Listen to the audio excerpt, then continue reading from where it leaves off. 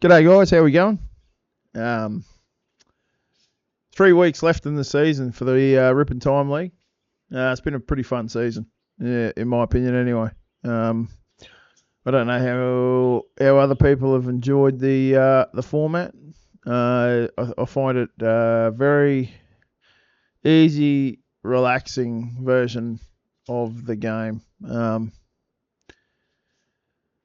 Yeah, and that's with 4 teams in the league. So um, going to go over potential playoff teams and those that are or not potential playoff teams, how things are sort of sitting with 3 weeks to go and 6 potential wins or losses going over the next 3 weeks. Um, Start off in the Lambo Conference. The Thorpe division, I think, is probably, I'm fairly certain in saying this, yeah, it is, yep, is the closest closest division in the entire league. 3 games first to last. The point spread definitely doesn't favour the Detroit Panthers to make a playoff run, but being only a game behind 3 teams ahead of them, the tiebreaker might not come into it. If they're lucky enough to grab a couple of multiple win weeks, they've definitely got a chance to leapfrog a couple of teams that are ahead of them if they're off their game a little bit. Staten Island probably look like a pretty solid chance to win the division. Significant 200-point lead over everyone else at the minimum in the 198 or point something in front of the Muncie Flyers, but you get where I'm going with it. It's freaking close enough.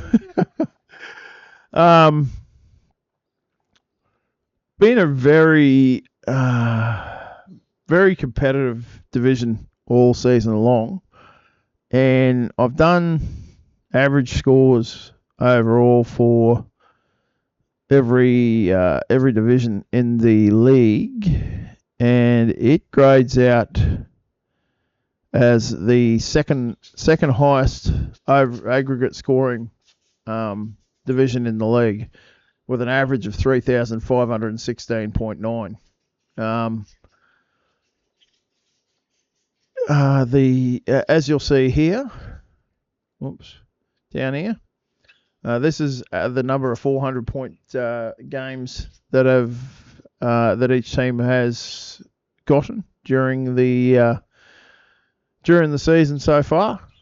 And when you see the other divisions and the other conferences, that is, you'll notice it's a fairly significant amount.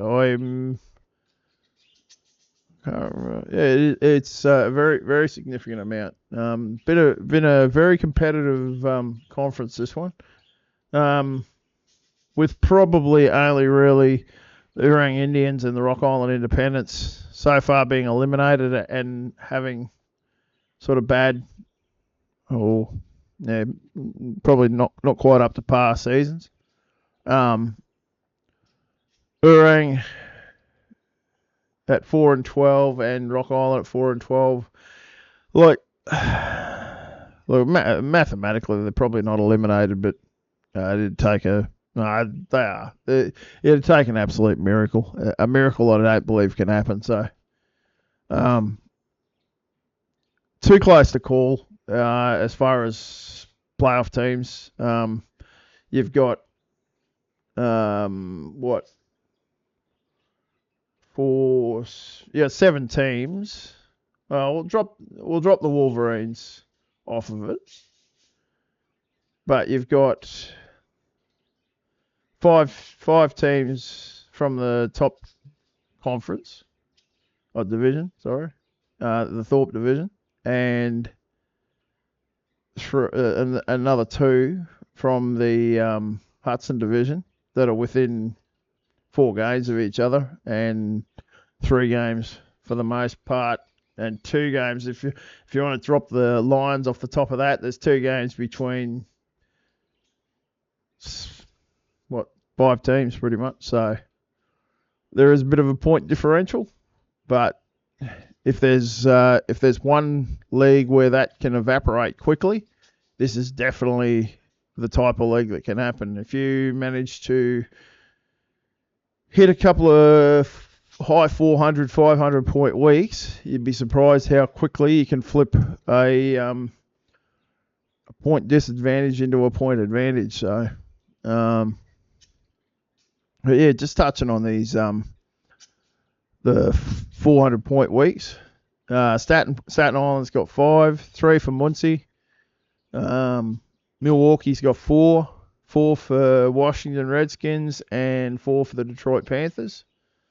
Then you got 5 for the Detroit Wolverines, 6 for the Brooklyn Lions, 5 for the Chicago Tigers, 1 for Orang, and 2 for the Rock Island Independents. As I touched on before, 3,516.9 average score for the Thorpe division, and 3,441.99 for the Hudson division. Overall, 39 400-point games with no 500-point games in the conference this season. For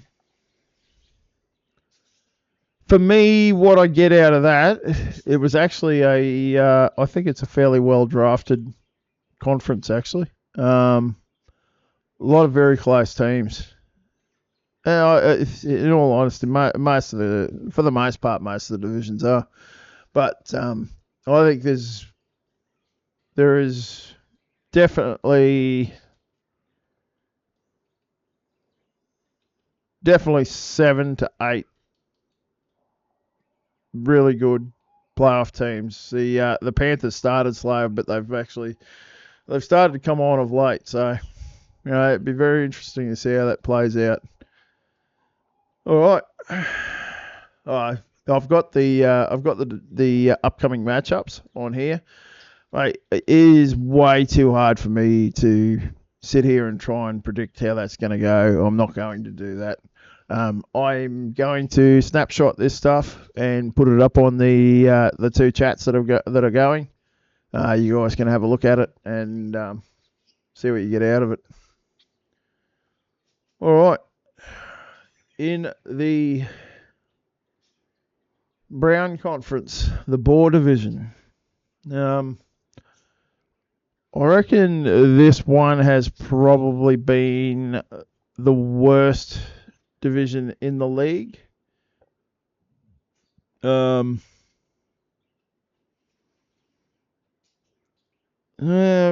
actually doesn't grade out as the worst. It's close, but it's not. It's not there. I don't think my Dayton team's particularly strong. But the entire division's all around about the same. And it's been pretty tight for the most part. That two game advantage with a game up against the Crimson Giants this week, who are one of the teams that are pretty much eliminated from the playoffs. The other one would be the Akron Pros. If the Dayton team could manage 2 wins this week, definitely a win over the Bulldogs the following week would probably pretty much seal a division crown. It'd be pretty hard to see it going any other way at that point. The bonus wins what makes it difficult. It makes it really hard to sort of narrow in on what's going to get you there and what isn't, because all you need is the Oilers, Rams, or the Oilers, Rams in that division to jag a couple of big wins, and they're way back into it. But because the points scored for are very close. Outside of that one team where Akron's pretty much struggled for most of the season. Um, so the overall average for the 5 teams in this division is 3,425.88.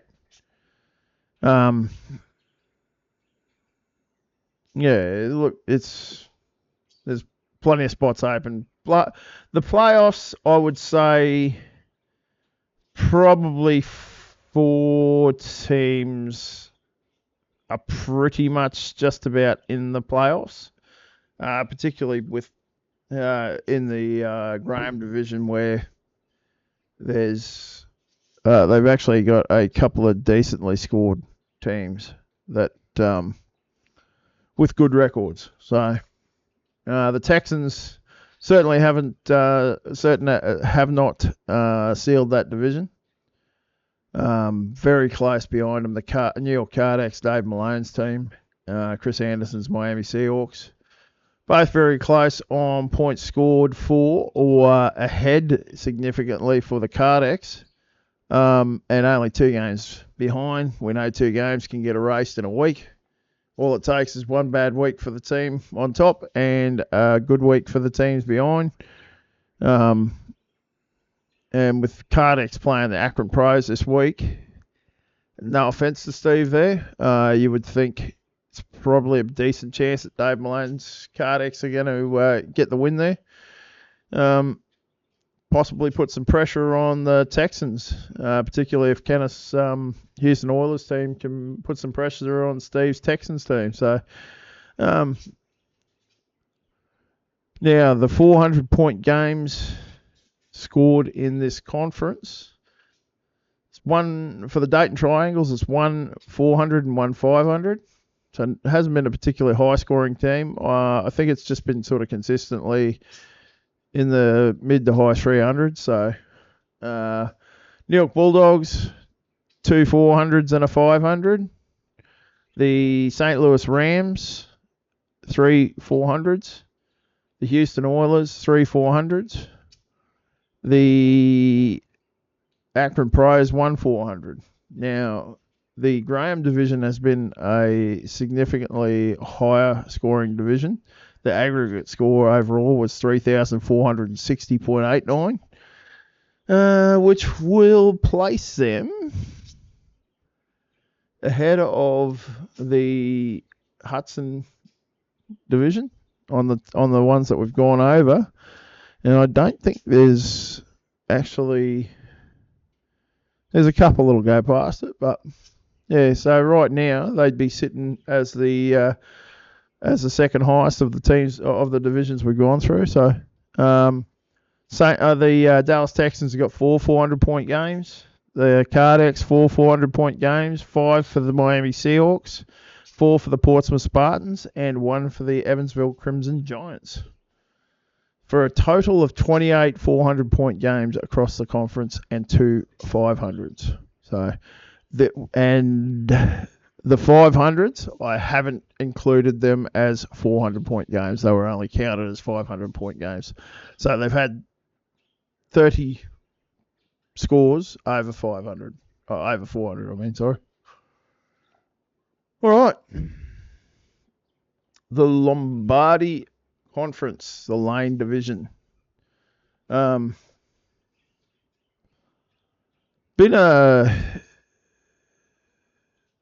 I think Boston's Steve Peters, Boston's Redskins have been on top basically for most of the season. 15-3 record, fantastic, really. Probably only needs a 1-2 win week. It comes up against the Hartford Blues this week. If he manages to pinch 2 wins there, I would say the division title's basically his. New York Yankees, Matt Borich's team, started the season really slowly and has come on quite well the last bit. I'm just having a look to see what the head-to-head records. Yeah, he's on a 6-game winning streak.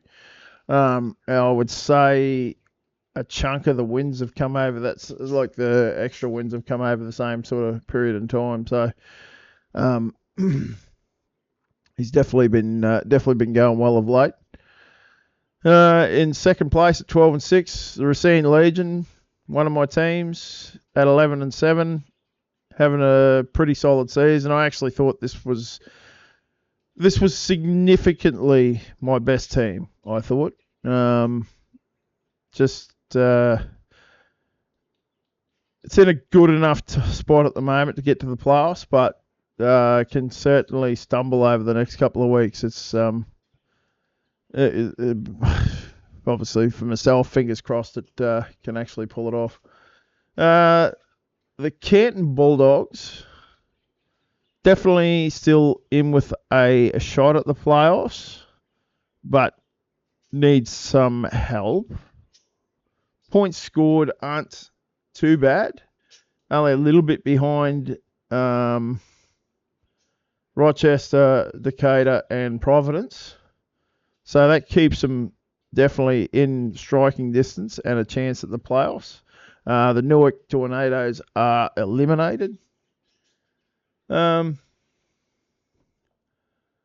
this conference, or division, sorry, I'll get this right eventually. Average for those 5 teams, 3,458.3 points. So just in behind the Graham Conference as far as overall scores go. But been a pretty solid competitive conference all season long. Or division, sorry. Fuck me. All right, in the Unitas division, the Hartford Blues are 13-5 with a significant lead. Win this week would basically seal the division. And if you looked at the points for, you'd say it was probably a somewhat lucky lead. I'd say significantly lower score than any other division leader. Not to mention at 13-5 as well. That's a phenomenal record for that total point scored, which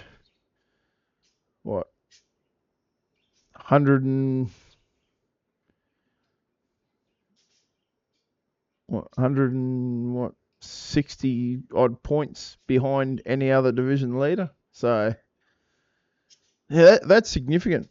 He must have had a couple of really bad weeks. That's all I can think of. Or because at 13-5, you haven't even lost a lot of head-to-head. I mean, the bonus win matchup. So yeah. Rochester, Sean Bassett, well and truly still in the playoff hunt. 9-9, would currently sit there as the 5th seed if it was the end of day. And the 6th seed, if it was the end of day, would be the Dakota Staleys, just ahead of the Providence Steamrollers, both on 8-8. Both very similar points scored. Like I said, Canton still in with a chance. 2 wins back from those 2 teams, and a little bit behind in points. Sorry. Duluth, with the points scored, I couldn't see it. They're in with a chance, but it would take an absolute miracle. Overall points scored, I would say this is probably the worst division overall points. 3,409.11. Oh no, sorry.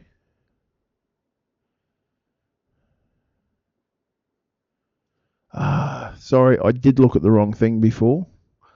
3,390.86. So yeah, the worst overall score in division was the Boar division. I looked at the wrong line. So yeah, it's just behind that. yeah, it's on average about 20 points behind this one here. So, probably second worst scoring division for the Lombardi Unitas division.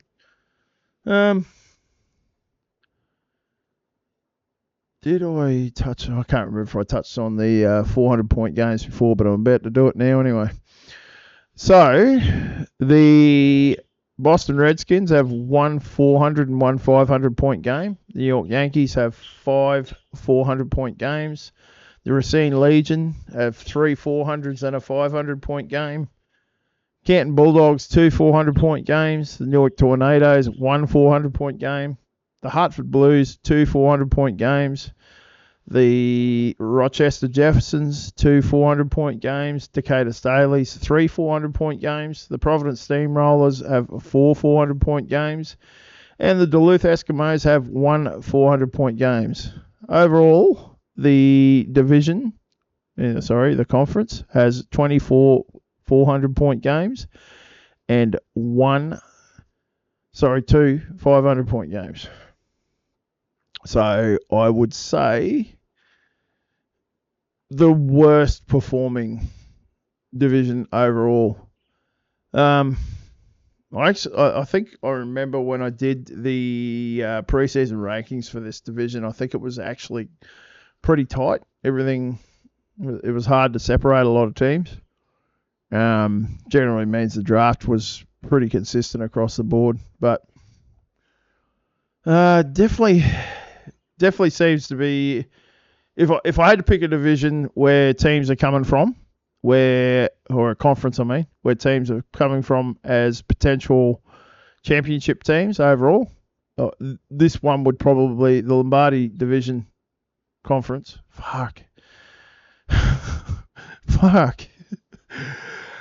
The Lombardi Conference would probably be the most surprising to see the winner come from. That's just the way the numbers line up anyway.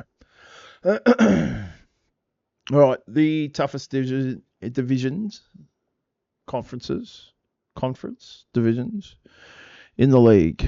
Some powerhouse teams in this conference. All right, the Pottsville Maroons at 12-6, Hammond Pros at 11-7, the 10-8 Chicago Cardinals, the 10-8 Boston Bulldogs, and probably the somewhat unlucky 0-18 Cleveland Rams. I don't think that Gordon's Cleveland Rams are the worst team in the league. Landed in a very, very tough conference. It is crazy how high scoring some of these teams are in this conference. Generally, that means there's some bad performing teams for there to be that sort of disparity. And the numbers don't lie. They'll show it to you here in a second. So the overall average score for the Nagurski division, 3,433.14. Now, that would place them behind. So, 1, 2, 3, 4. So that'd be the 5th highest scoring division. The next one's ridiculous. So the LA Dons, I would say at this point the favourites to, and clear favourites to win the league. The team's been on fire all season long. Very good scoring offense to go with an extremely high scoring defense. If you're framing a market for the league, they would be long odds on favourites to win the title. The Buffalo Bison at 12-6 had a very good season as well, scored very well. The Frankfurt Yellow Jackets at 11-7 had a very solid season, scored well. Then the 8-10 Washington Senators at 8 their point total's a little bit off the mark.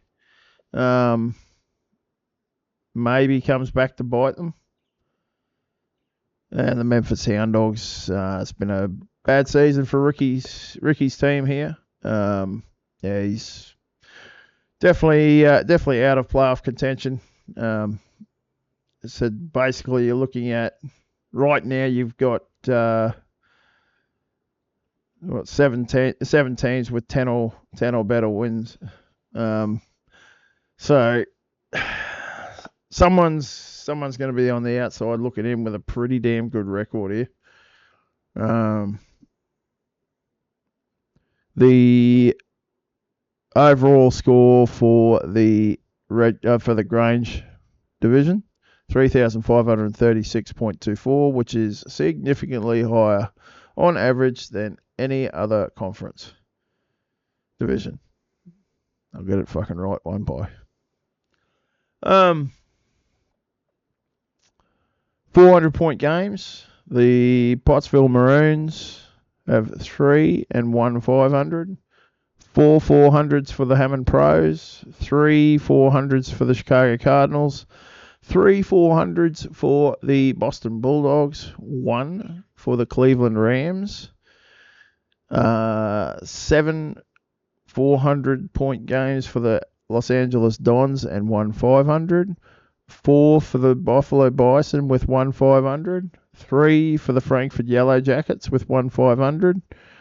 2 for the Washington Senators and 1 for the Memphis Hound Dogs. I can thankfully say that not a single team in the league hasn't cracked the 400-point total this season. So congratulations to everyone there. Total of 34 400-point games and 4 500-point games.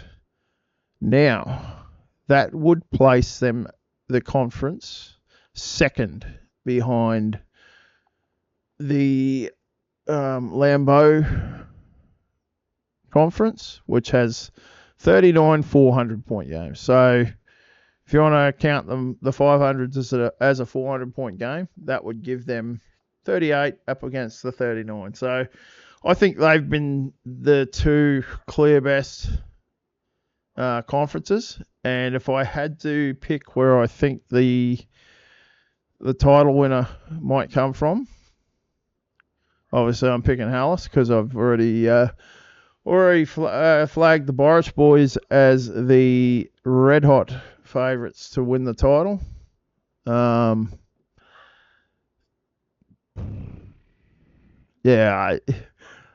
Head to head, it's anything can happen head to head, and that's basically what we're going to be looking at in a couple of weeks.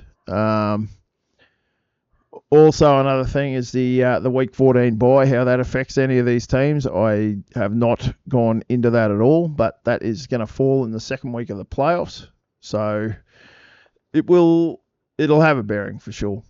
Some pretty interesting numbers there. Like I said, I'm going to screenshot all of this and get it up on the chat so you can see the upcoming matchups and basically all the data I've got sitting here. I'd love to have been a bit more creative with this myself and played around to get some potential results out of it, but it's so damn hard, man. It'll get clearer. I reckon the next 2 weeks will make it clearer outside of a couple of divisions. I think there's a couple of divisions that are going to go, or a couple of divisions / conferences that are going to go right down to the last week of the season. Whereas I think a couple might even sort their, or one one division / conference in particular might sort itself out a bit this week even. So I think the Lombardi conference is definitely the one where there's a chance that there's some win separation by the end of this week that could see things spaced out a little bit more, where it looks like there's some playoff spots actually clinched. Right now,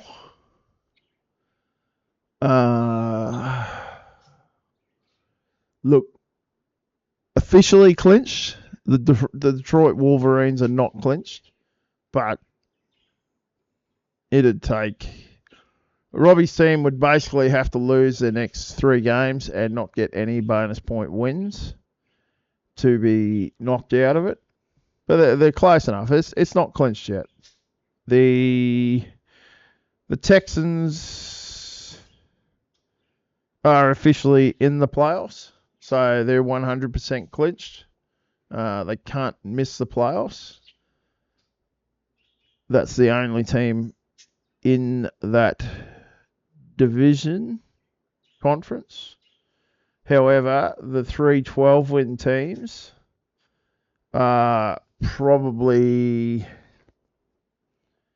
close enough to like a win away from being hammered in as playoff teams. The Boston Redskins are clinched. Hartford, not clinched, but close enough. Same with the Yankees haven't clinched, but what have they? Hang on. Yeah, same. Pretty much like Spirit's team. The Yankees are all but clinched.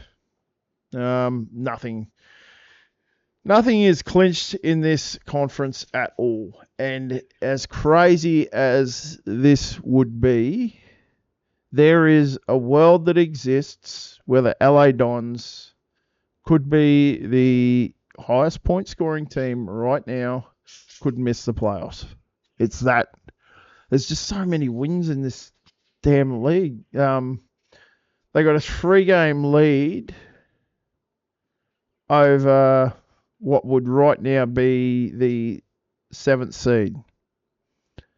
That, like, all it takes is for the team to get cold. It's not going to happen. I'm not trying to say it's going to happen. They've got a game up against Ricky's Memphis Hound Dogs, and Ricky's struggled for points pretty much all season long. So you've got to imagine they're probably coming away with at least a win there, if not the two wins, which they've done on pretty much most weeks anyway. But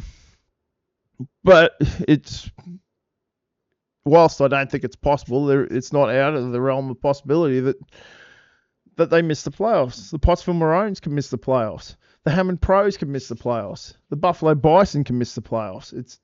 And so could the Frankfurt Yellow Jackets. It's an extremely tight race in that conference, and it's probably the most interesting conference right now. I think if I had to have a bet, I believe the winner comes from this conference. I think the winner of the league will come from this conference. But I really do. I will say right now that Lambeau conference is a tough conference too. And it has been all season long. Anyway, guys, thank you if you've watched. Very much appreciated. If you've got anything you want to say about it on the chat, please do. And just a little checkup if you're watching. If for some reason you don't believe you're going to be back for next season, can you please let me know in the chat? I'll begin the recruitment process to try and replace you.